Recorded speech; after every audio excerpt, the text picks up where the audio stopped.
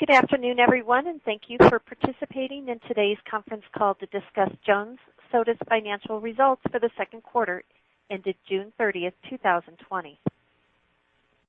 Before we begin, let me remind everyone of the company's safe harbor disclaimer. Certain portions of our comments today will concern future expectations, plans, and prospects of the company that constitute forward-looking statements for purposes of the safe harbor provisions under the Private Securities Litigation Reform Act of 1995.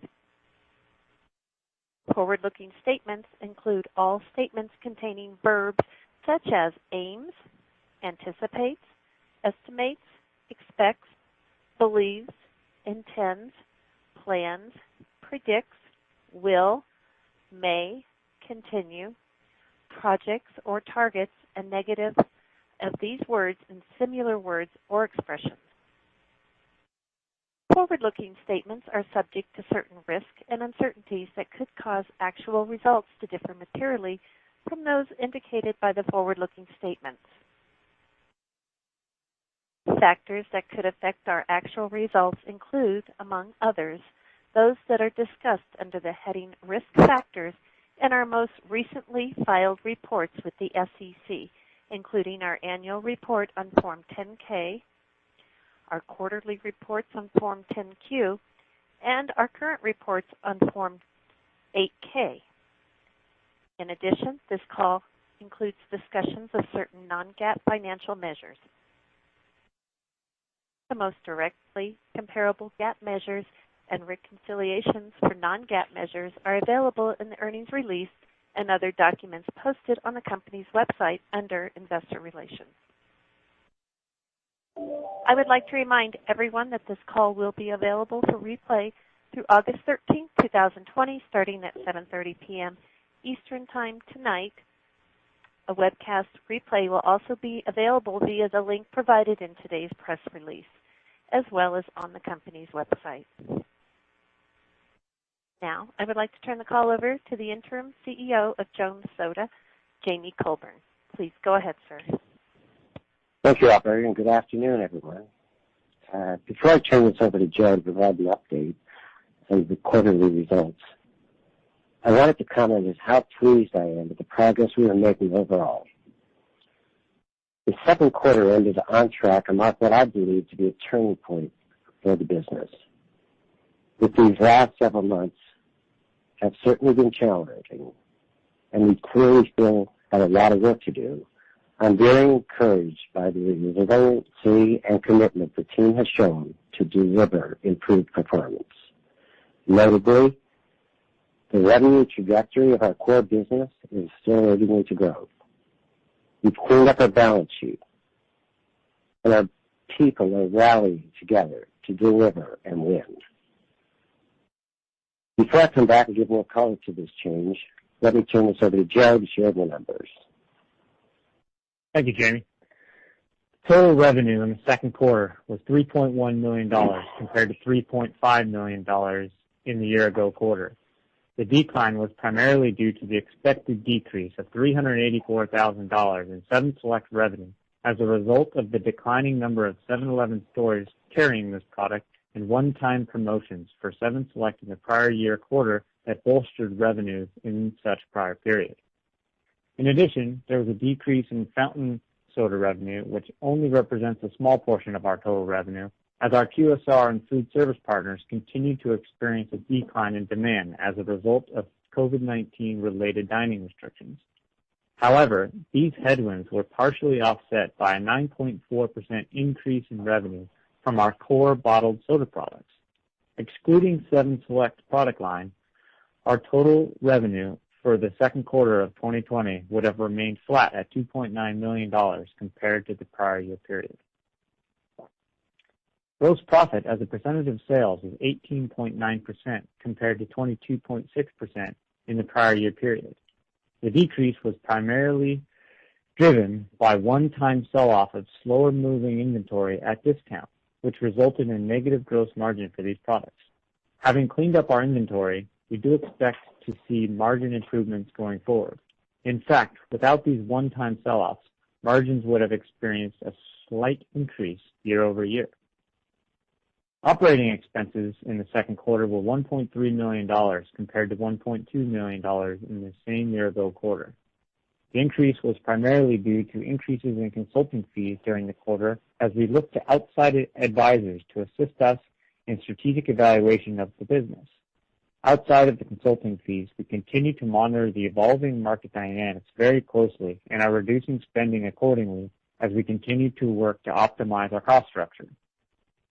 Net loss in the second quarter was $738,000 or negative 1 cent per share, compared to a net loss of $576,000 or negative 1 cent per share for the prior year period. Adjusted EBITDA in the second quarter was negative $653,000 compared to negative $357,000 in the year-ago quarter. Moving on to the balance sheet. At June 30th, 2020, cash and cash equivalents totaled approximately $4.3 million compared to $6 million at December 31st, 2019. Apart from an outstanding convertible debt instrument and our loan under the Paycheck Protection Program, we do not carry any substantial debt and continue to evaluate our options for a new line of credit to be put in place ahead of 2021. Lastly, working capital was $7 million compared to $8.4 million at the end of last year.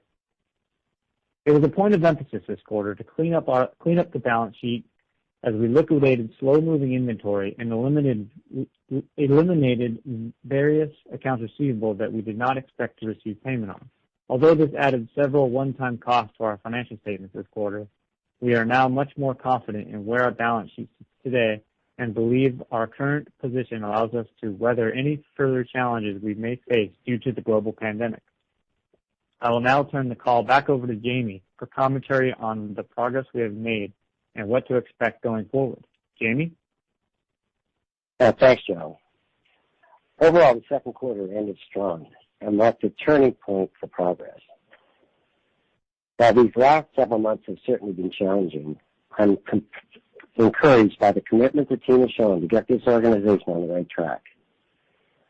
Before I go any further, I want to reiterate that the health and safety of our employees, supply chain partners, distributors, and all stakeholders remains our top priority while the world still faces the effects of COVID-19. We continue to follow CDC-issued guidelines for best sanitation and social distancing practices, have eliminated non-essential travel, and have the majority of our staff still working remotely. We will continue to respond to any new developments appropriately while ensuring continuity of our day-to-day business operations. Now let's recap our performance across the various product lines throughout the quarter. Starting with bottled soda. As we've discussed, this is the core of our business and where our primary focus has been. We continued to see positive momentum with revenue for this product line growing 9.4%. Bottled case sales improved incrementally each month, with June posting a 34% growth compared to the prior year. Further to that, this momentum has continued through July. We believe that the path we are on reinforces the confidence we have in continuing to use our bottled soda products as the foundation of our business going forward. With lemon cocoa, we continue to generate market interest in this unique product line and are currently evaluating incremental opportunities in the marketplace for growth. While it remains a small portion of our revenue, we believe lemon cocoa has the potential to be a significant growth driver to the business going forward. Looking at our co-branded 7-Eleven program, as expected, this line reported a decline for the quarter as a result of continued decrease in the number of 7-Eleven stores carrying the products, as well as the decision by 7-Eleven not to duplicate an aggressive promotional activity in place for the prior period. Lastly, as Joe mentioned, our fountain revenue was negatively impacted during the quarter, as our partners in the food service channel were severely impacted by COVID-related dining restrictions. We remain in close contact with our partners to ensure that we are providing them any assistance they might need during these times, which includes offering distribution support for our packaged products. For the foreseeable future, and until there is more clarity on how food service establishments will operate in a post-COVID environment, we do not anticipate this portion of our business to return to growth. However, Fountain is still a very exciting channel for us in the mid to long term, and we believe its eventual return to growth can follow the same trajectory we have begun to see in our bottled soda over the last few months. Now moving on to our operational highlights. The main objective during the quarter was getting everyone at Jones more focused on the core competencies that drive growth and ensuring we are running the business as efficiently and as cost-effectively as possible. Jones has already established itself as an incredibly unique craft brand within the soda industry, which has the potential for significant growth. However, in order to start building the necessary momentum, we need everyone strategically focused on what we do best, which is selling some of the best bottled craft soda on the market. This core product line will remain the foundation of our business and will continue to be the main focus for upcoming initiatives as we aim to return to our roots and grow from there. With that in mind, we've been closely examining each aspect of the selling process. And one of the most important issues we identified this quarter is that we needed to be better aligned with our distributors in order to set them up for success. Our sales team have already implemented a refocused approach to working with our distribution partners, and we are already seeing increases with them in sales volumes. We also made it a priority to clear our balance sheet, as Joe spoke to earlier, by selling obsolete inventory at a discount and writing off several outstanding accounts receivable balances that we were unlikely to be able to collect against. Although this negatively impacted gross margins and increased expenses for the quarter, we believe that it was necessary to go through this process in an effort to build the business from the ground up with a clean balance sheet. As we continue to focus on growing our core bottled soda business, our marketing team has been hard at work implementing a social media strategy to help boost our consumer awareness across North America. Taking the lead from our historical successes, the marketing team has refocused its targeted attention towards the extreme sports community, a consumer base that we believe aligns well with our unique brand image. Although we made good progress on this front with the announcement of our sponsorship of the Vans Park Series earlier this year, as many of you know, those events have been canceled due to COVID-19.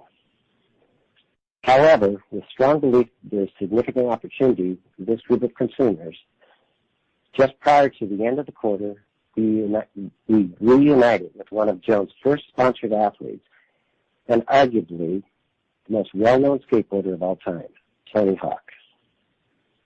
Together, we launched our It's My Craft campaign, which was promoted on Tony Hawk's social media channels, specifically targeting his 15 million highly engaged followers.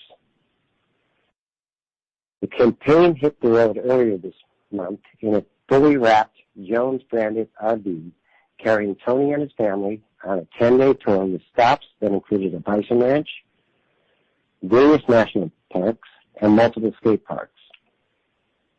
Along the way, Hawk created photo and video content showcasing his family adventures that will be featured on both Hawks and Jones' Facebook, Instagram, and Twitter accounts.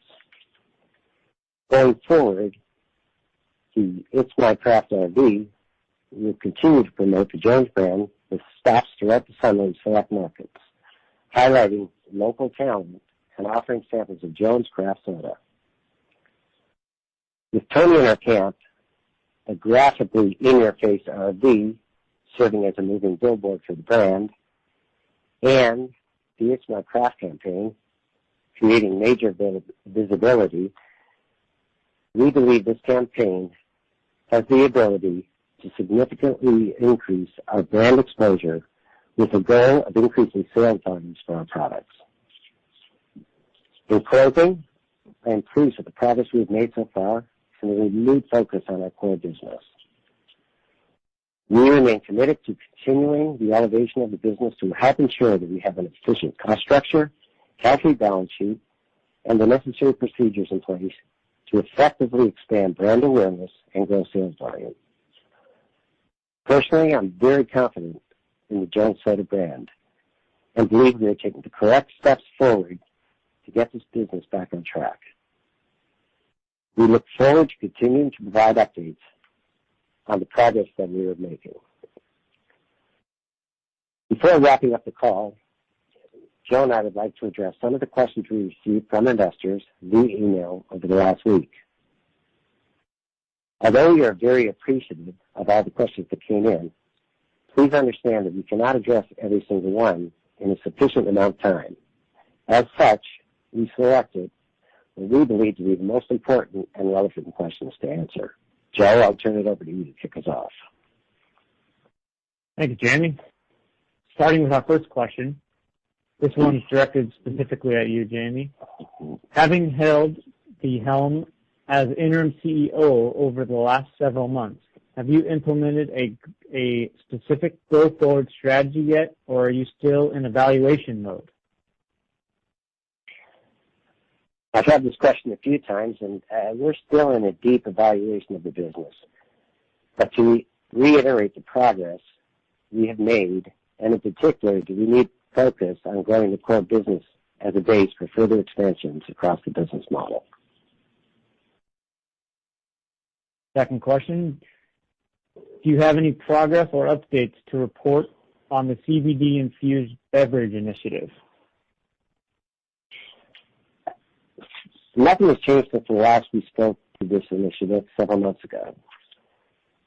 I do not have any updates to provide at this time, as we are still waiting on guidance from the FDA before we're able to move forward. We'll be sure to keep investors abreast of any changes regarding our CBD initiative. Question number 3, this is another question for you specifically, Jamie. Do you plan on removing the interim from your title, or are you actively searching for a permanent CEO at the moment? I have agreed with the board of directors to stay as interim CEO until we have a more definitive go-forward strategy. All right, question 4. As we continue to see a rise in demand for healthy beverages and a shift in consumer preference away from soda, do you have plans on evaluating markets outside of soda? As we saw this quarter with the increase in our bottle business, we're going to stay focused on the craft soda market. We believe that there's a lot of growth in this category. It's a question of focus, focus, focus. So we're staying narrow to our focus. All right. And then I think this is the last question. How is your relationship with the team at Heavenly RX?